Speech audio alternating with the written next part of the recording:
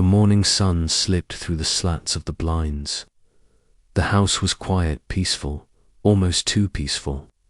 In the hallway, a daughter gently opened the bedroom door, holding a fresh towel and a cup of warm tea. "Mum, you awake?" The woman in the bed stirred, smiling faintly. Her hair was silver and fine, tucked under a loose scarf. She nodded. "Did you sleep well?" A shrug. "Better than yesterday." The daughter placed the tea on the nightstand and sat at the edge of the bed. "I thought maybe today we could do a little spa day, something easy. A warm towel wash, just to make you feel fresh." There was a pause, then another gentle smile. In the bathroom, warm water ran quietly into the basin. A soft cotton towel soaked and steamed. There were no fancy tools, just care and calm intention. The daughter gently helped her mother to sit by the window, where light danced across her weathered skin. The towel glided along the face, down the neck, behind the ears, over the shoulders. Quiet moments like this spoke louder than words. "You always knew how to make me feel better," the mother whispered. "I learned from you," the daughter replied. Later that afternoon, a grandson stopped by. He leaned in for a hug and paused. "You smell like sunshine," he said with a grin. The older woman laughed. It wasn't perfume, it wasn't detergent. It was the absence of something that had lingered too long. It was the return of something forgotten, freshness. A few streets away, an older gentleman stood in front of the mirror. He tilted his head and examined his reflection. His hands reached up, rubbing the back of his neck with a clean towel. His expression shifted soft, almost surprised. That small act didn't take long, less than a minute, but it felt like resetting the day. He walked into the living room, opened the windows, and let the breeze in. The air inside shifted. So did his mood. Across town, a caregiver was folding laundry. She held a shirt up to the light and sniffed the collar. It was faint, something lingering. She set it aside and pulled out a bottle labeled pH Balanced Cleanser. A simple adjustment, a better result. When the woman she cared for dressed that morning, there was something new in her walk, a lighter step, a renewed poise. "Did you do something different?" her friend asked during their afternoon card game. "Not really," she smiled. "But I feel like I've remembered something I used to know." In another quiet home, an elderly man watched a video on his tablet. He paused, rewound, and watched again. The person on the screen demonstrated a simple routine with a cloth, soap, and warm water. There was nothing complicated, just awareness. That evening, he stood by his sink, copying the movements behind the ears, down the neck, under the chin. He looked at his hands that had carried tools, written letters, wiped tears. Now they were bringing him back to something basic. Clean didn't mean washed. It meant noticed. A retired teacher was chatting with her neighbor over tea. "I used to worry people would think I smelled old," she confessed. Her neighbor nodded. "I felt the same. Like something clung to me I couldn't explain. But you know what helped?" She continued. "I changed just one thing. I stopped using heavy perfume to cover it. I started focusing on where I clean, not just how often. That's it." She nodded. The back of the neck, behind the ears. Every day, her neighbor leaned in. "No one ever told me that." "Me neither. I just figured it out." At a senior center, a wellness coach addressed a small group. No microphones, no slides. Just a circle of chairs and curious faces. "Sometimes the things that make us feel embarrassed are the things no one ever taught us," she began. "But what if I told you it's not your fault? It's biology. Heads nodded. We change. Our skin changes. Our sweat changes. Even the way we hold moisture. There's one area on the body, oily, warm, often forgotten, that holds onto things. Not just odor, but emotions, too. There was a pause. A quiet understanding passed through the room. Let's bring awareness to those areas. Let's give ourselves that gift. That day, soft towels were handed out. Small bottles of gentle cleanser. A room full of hands moved with care, touching places that had long been neglected. A grandmother was getting ready for bed. Her daughter tucked the sheets and kissed her forehead. "Can I show you something before you sleep?" she asked. She brought a basin, warm water, and a folded cloth. "This is how my friend does it with her mum. It's helped her sleep better. She says it makes a difference." The grandmother laughed. "I haven't had someone do that since I was a girl." "Well," said the daughter, gently dabbing behind her mother's ears, "maybe we all need to feel like someone sees us. All of us." That night, the grandmother slept deeper than she had in weeks, in a quiet house by the sea. A widower sat in his armchair reading. His dog slept at his feet. The air smelled of salt, soap, and old paperbacks.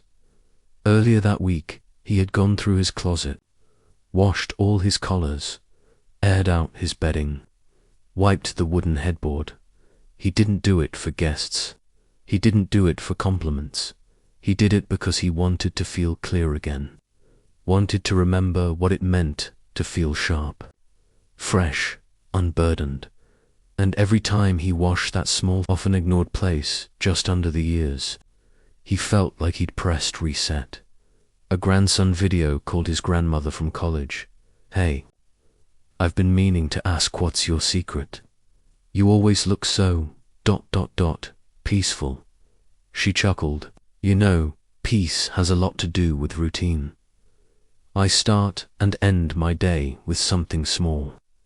"Like what?" "Like a warm cloth just here." She motioned gently behind her ears and down her neck. "It clears the fog." The grandson laughed. "Well, maybe I need to start doing that too." "It's not just for old people," she teased. "It's for anyone who wants to feel whole." Later, as twilight settled across countless homes, young and old, alone or surrounded, people performed one quiet act. They washed, not for show, not because they had to, but because it reminded them they were here, clean, clear, and seen. Even in the smallest gestures, there is dignity. And sometimes, a single square inch of care changes everything. The hallway was quiet as Anna tiptoed toward her mother's room. Morning light spilled softly through the window, resting on the polished wooden floor. Her hands held a soft towel and a basin filled with warm water. A smile appeared on her face when she saw her mother awake, sitting upright and reading an old magazine. "I brought you something," Anna said, placing the basin down gently. "It's not much, but it'll make you feel lighter." The older woman raised an eyebrow playfully. "Are you washing me like I'm 5? Again," Anna chuckled. "Maybe, or maybe I just want you to feel refreshed." She dipped the towel, wrung it out, and gently touched her mother's skin. Along the sides of the neck, behind the ears, across the shoulders. The old woman closed her eyes, leaned back, and exhaled deeply. Moments passed in silence, then a whisper. "I forgot how good this feels. Like you're wiping away more than just dust." Miles away, a man named Charles stood at his bathroom mirror. He ran his fingers across his jaw, then slowly up to his temples and behind his ears. He paused, frowned, and reached for a soft cloth. He never used to think about these small spots, always thought a splash of water was enough. But today, something clicked. He soaked the towel, added a drop of mild cleanser, and gently worked it behind his ears, then down his neck. The movement was slow, deliberate, like tuning an instrument before a concert. When he stepped into the hallway, his daughter was putting on her shoes. "You smell like soap in springtime," she said. Charles grinned. "I feel like I shaved 10 years off with a rag." In a cozy living room filled with framed family photos, Rosa adjusted her blouse. She had just come back from a walk and was feeling a little flushed. She sat in front of her small vanity, opened a drawer, and took out a white washcloth folded neatly. With practiced ease, she soaked it in warm water and added a few drops of lemon oil.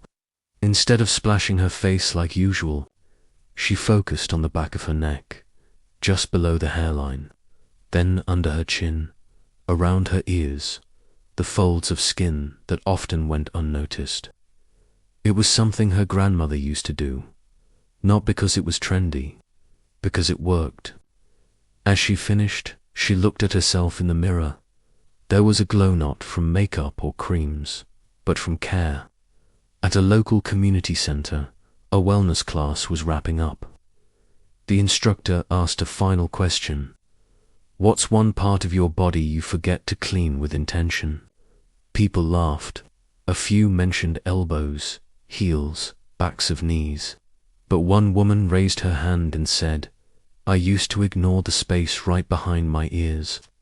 Then one day, I noticed something, lingering.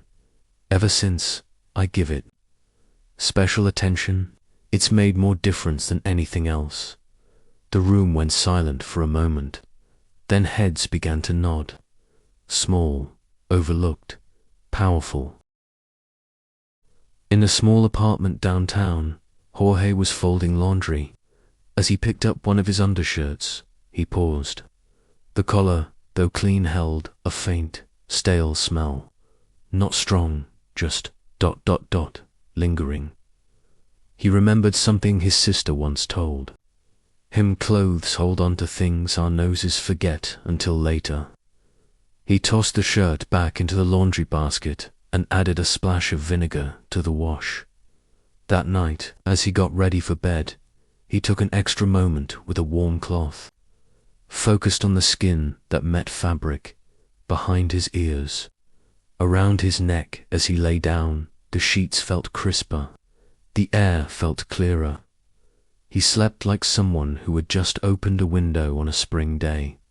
A young woman named Elise sat on the porch with her grandfather, sipping iced tea. "Grandpa, what's the secret to growing old without feeling old?" The old man smiled. "Take care of the corners of your home, of your mind, of your body." He leaned forward, tapped behind his ear gently. "Even here, especially here." Elise tilted her head. "Why?" "Because no one looks there. And that's where the dust hides the longest." She laughed, but took mental note. In a care home down the road, a nurse made her nightly rounds. She carried a small cart of essentials: lotion, warm towels, a mild cleanser. She moved quietly, softly knocking on doors, double quotes high. "Mr. Allen, just here to help you get ready for bed." He smiled, already sitting by the edge of the bed. She offered him the towel. He shook his head. "You do it better." She gently wiped around his shoulders, then slowly moved to the back of his neck, just under the collar of his shirt. As she reached behind his ears, he exhaled, eyes half closed. "You know," he said softly, "I never thought such a small gesture would make me feel human again." The nurse just smiled. Outside, a man gardened in silence. The sun had begun to set. Dirt clung to his hands, but he didn't mind. When he came inside, he cleaned his hands first, then his face. But before sitting down to dinner, he remembered something he read in an article. Don't forget the parts of you that touch the pillow every night. He went back to the sink, warmed another cloth, and dabbed it along his hairline, around his neck, just beneath the ears. When he finished, he felt strangely light, like he'd rinsed off something that didn't belong. At a reunion party, two old friends hugged. "You look younger than ever," one said. "Thanks," the other replied. "I changed my habits. Diet, nope. Exercise, not. Really, just. Paid more attention to where I clean." They both laughed. "No, seriously. I started focusing on the spots no one talks about. It made all the difference." A boy sat next to his grandmother, watching her comb her hair. "Why do you wipe behind your ears like that?" he asked. She smiled. "Because that's where the day hides." As the video ends, scenes fade in. A woman closing a window after airing out her room.